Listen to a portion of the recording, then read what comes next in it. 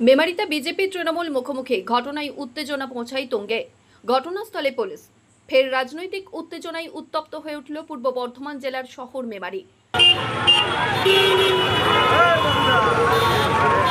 বুধবার রাজ্যের বিরোধী দলনেতা শুভেন্দু অধিকারীর গাড়িতে হামলার প্রতিবাদে বিজেপির এক কর্মসূচি ছিল।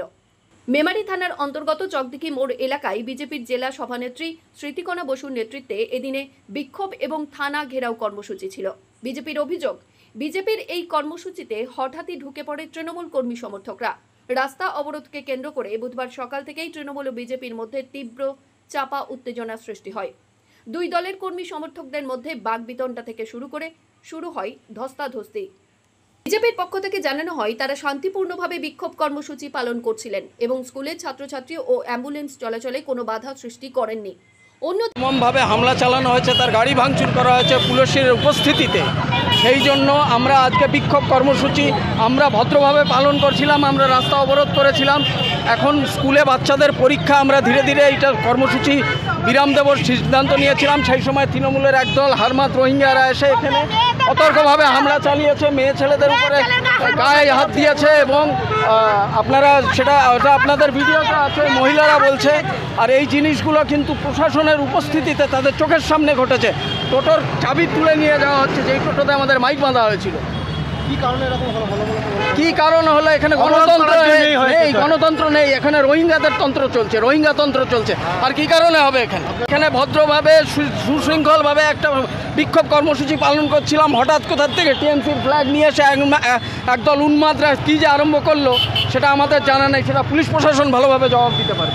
তৃণমূল কংগ্রেসের পক্ষ থেকে জানানো হয়, স্কুলে পরীক্ষা চলছে, ছাত্রছাত্রীদের যাতায়াত ব্যাহত হওয়ায় তারা কোনোভাবেই রাস্তা বিক্ষোভ কর্মসূচি মেনে নিতে পারছেন না।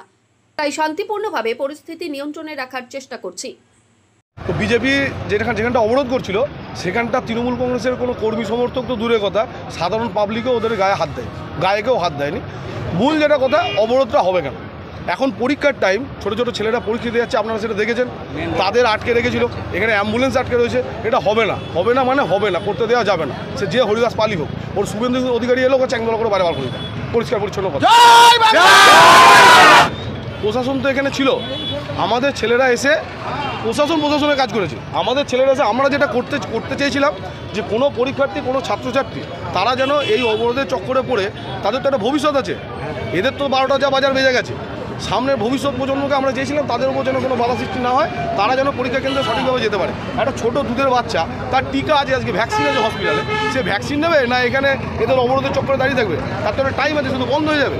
তাকে তো তার সময় পৌঁছতে দিতে হবে। একটা পেশেন্ট আছে, তাকে বার করে দেওয়া হলো। আমাদের উদ্দেশ্য, বিজেপি করছে আমাদের দেখার দরকার নেই, মানুষের পরিষেবা থেকে যেন ব্যাহত না হয়, এটা আমাদের দেখা কর্তব্য, আমরা সেই কাজটা করেছি। তবে এই ঘটনায় পরিস্থিতি আরও জটিল হয়। ঘটনাস্থলে আসে মেমারি থানার পুলিশ।